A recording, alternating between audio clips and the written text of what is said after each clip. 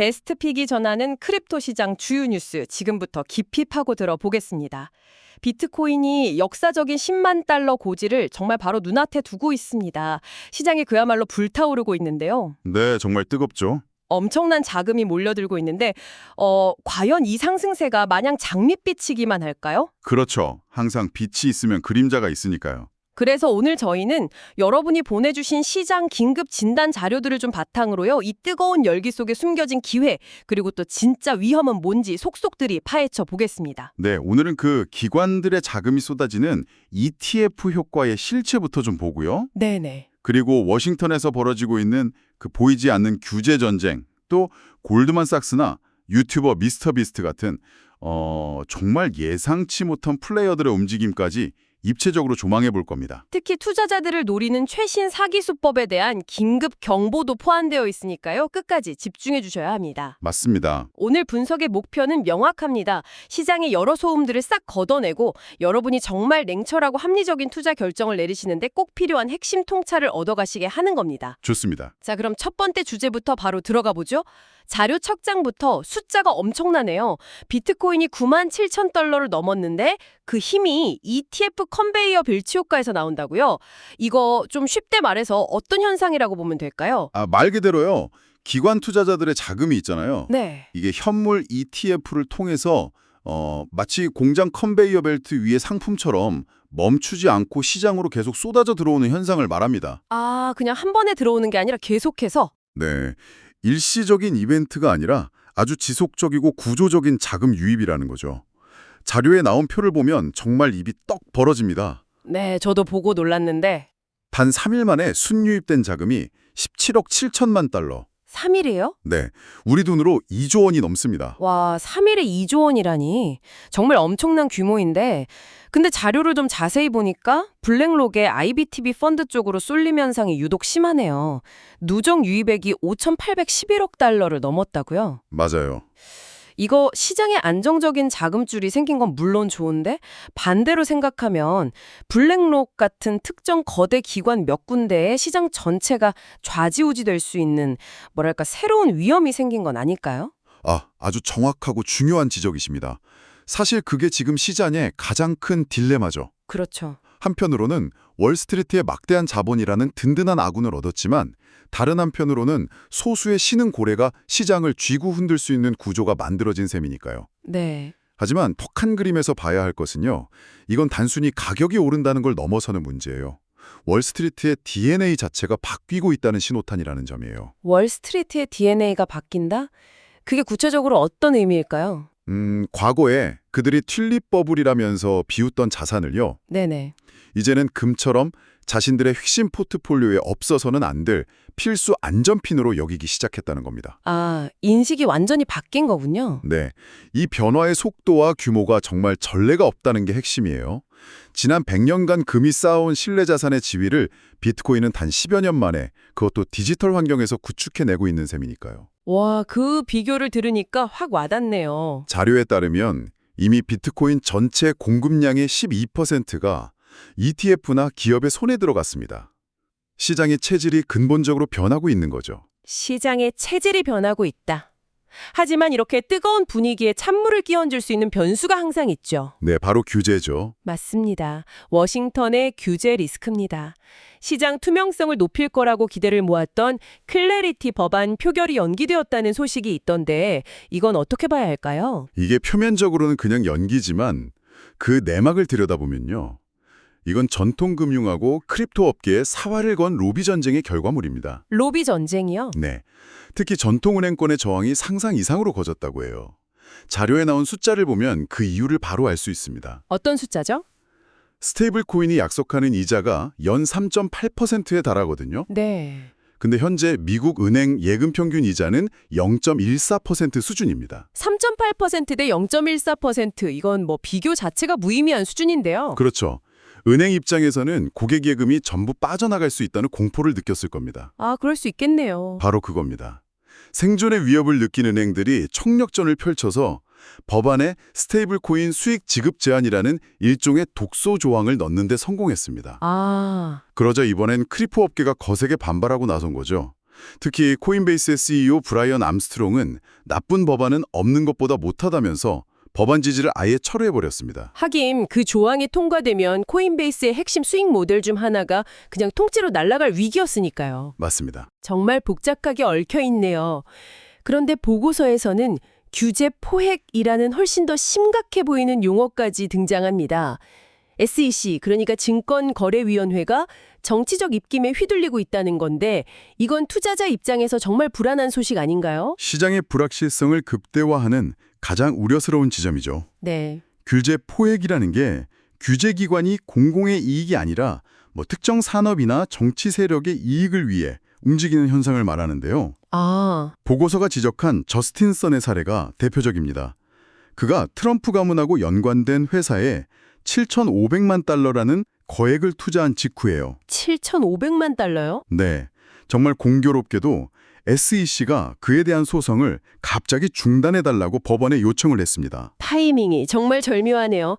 이건 규제가 법과 원칙이 아니라 어떤 정치적 거래의 대상이 될 수 있다는 의심을 사기에 충분해 보입니다. 맞습니다. 이런 불확실성이야말로 투자자들이 가장 싫어하는 리스크입니다. 규제의 칼날이 언제, 어디로, 어떤 논리로 향할지 예측할 수 없게 되니까요. 네. 하지만 역설적이게도요.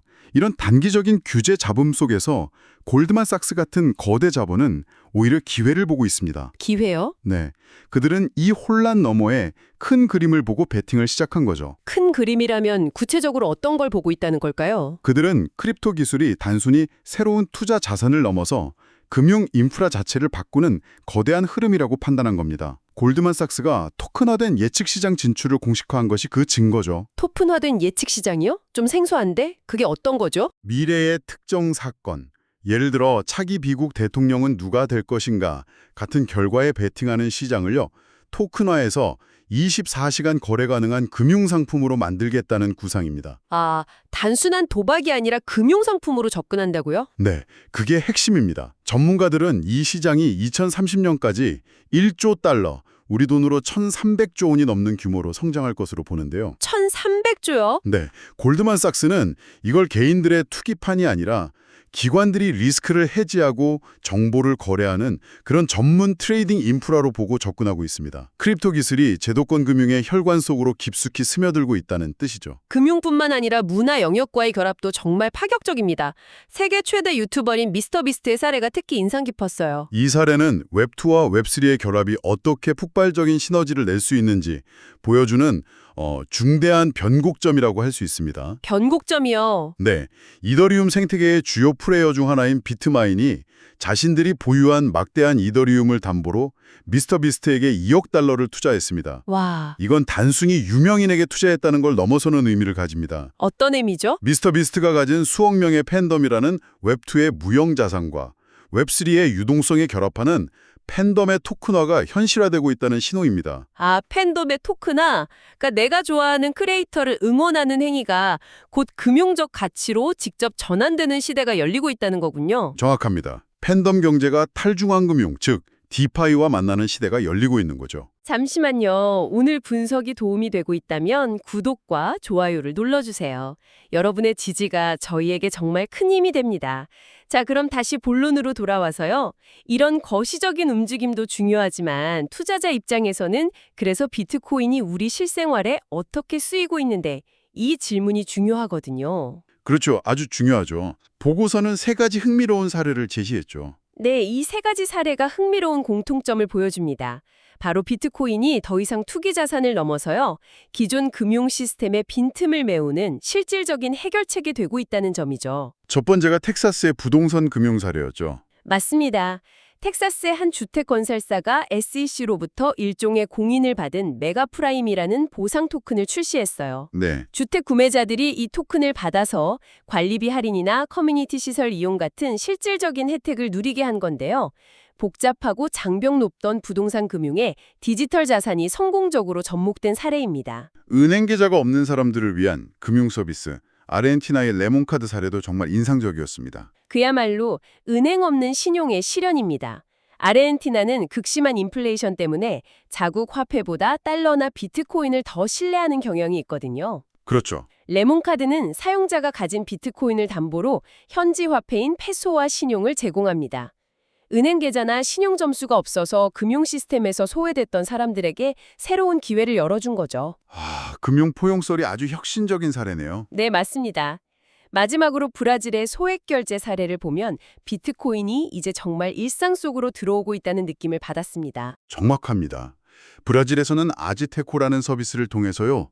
10에서 20단위의 소액 비트코인 바우처가 마치 휴대폰 요금을 선불로 충전하듯이 편의점에서 일상적으로 거래되고 있습니다. 휴대폰 요금 충전하듯이요? 와, 네, 비트코인이 고액 자산가들의 가치 저장 수단을 넘어서 일반 대중의 일상적인 결제 수단, 즉 보편적 유틸리티로 진화하고 있다는 중요한 증거죠. 하지만 이렇게 시장이 뜨거워질수록 어두운 그림자도 짙어지기 마련입니다. 투자자를 노리는 사기 프로젝트가 기승을 부리는데 보고서는 블록 DH라는 프로젝트를 특정하며 아주 구체적인 위험 신호들을 조목조목 짚었어요. 이건 정말 모든 투자자분들이 귀담아 들으셔야 할 것 같습니다. 네, 이건 아무리 강조해도 지나치지 않습니다. 블록 DH는 무려 4억 달러, 우리 돈으로 5천억 원이 넘는 자금을 모았는데요. 5천억 원이요? 네, 근데 보고서가 지적한 징후들은 전형적인 사기 프로젝트의 특징을 모두 보여주고 있습니다. 이건 2017년 ICO 광풍 때 수없이 봤던 패턴의 재현이기도 해요. 어떤 점들이 그렇게 위험한 거예요? 유명 F1 팀이나 축구팀과의 스폰서십을 대대적으로 홍보하지 않았나요? 홍보만 하고 돈을 내지 않아서 스폰서십이 줄줄이 파기됐습니다. 또 5,000대 이상의 채굴기를 팔아놓고 수개월째 배송조차 하지 않고 있고요. 심지어 직원들 월급까지 밀려서 핵심 개발진이 모두 떠났다고 합니다. 와, 총체적 난국이네요. 하지만 가장 결정적인 위험 신호는 자금의 흐름입니다. 자금의 흐름이요? 네, 투자금이 투명하게 감사 가능한 스마트 컨트랙트가 아니라 바이낸스 같은 중앙화 거래소에 개인 지갑 주소로 흘러들어가고 있습니다. 그러니까 자금의 사용처를 전혀 추적할 수가 없다. 완벽한 깜깜이 구조라는 거군요. 바로 그겁니다. 그래서 보고서는 2월 초로 예정된 상장 직후 자금을 들고 사라지는 먹튀, 즉 러그풀 위험이 매우 높다고 강력히 경고하고 있습니다. 듣기만 해도 아찔하네요. 보고서에 AI 슬럽이라는 생소한 용어도 등장하던데 이건 또 뭔가요? 이건 최근 소셜미디어 플랫폼에서 기승을 부리는 새로운 형태의 어뷰징 행위입니다. AI를 이용해서 의미 없는 저질 콘텐츠, 여기서 슬롭이 우리말로 하면 음식물 찌꺼기 같은 뜻이거든요. 이런 쓰레기 같은 콘텐츠를 대량으로 만들어서 유포하고 플랫폼의 보상을 노리는 행위를 말합니다.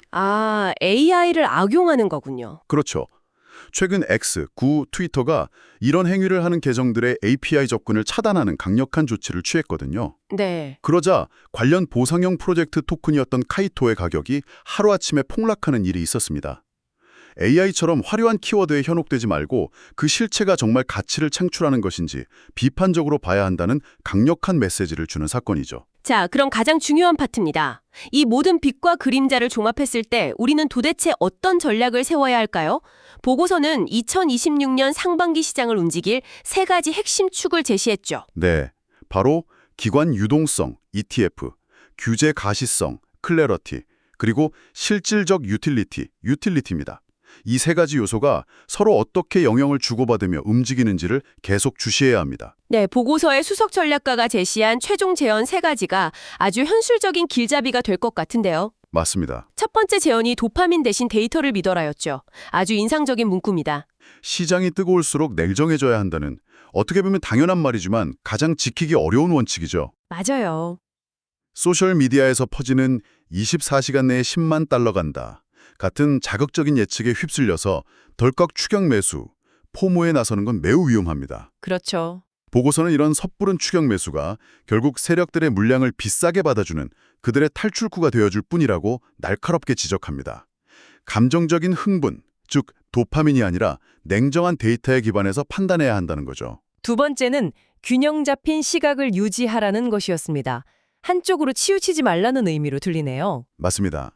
시장에는 항상 상반된 시각이 공존하잖아요. 네. 보고서는 두 가지 관점을 모두 참고하라고 조언합니다. 아도 헤이즈처럼 연준의 유동성 공급이 계속되면서 비트코인이 상반기 11만 달러 이상 갈 것이라는 강력한 강세론도 있고요. 네. 반대로 캐시 우드처럼 기관 자금이 계속 유입되면서 비트코인의 변동성은 오히려 줄어들고 금처럼 안정적인 제도권 자산으로 자리 잡을 거라는 안종론도 있습니다. 이 두 가지 시나리오를 모두 염두에 두고 자신의 포트폴리오를 관리해야 한다는 겁니다. 양쪽 얘기를 다 들어봐야겠네요. 마지막 세 번째, 옥석을 가려라. 이건 모든 투자의 기본 원칙이기도 합니다. 특히 지금 같은 시기에는 더욱 중요합니다. 보고서는 2025년 한 해에만 무려 86%의 토큰이 시장에서 사라졌다는 충격적인 데이터를 다시 한번 상기시키거든요. 86%요? 와, 10개 중에 거의 9개가 휴지 조각이 된다는 거네요. 그렇습니다.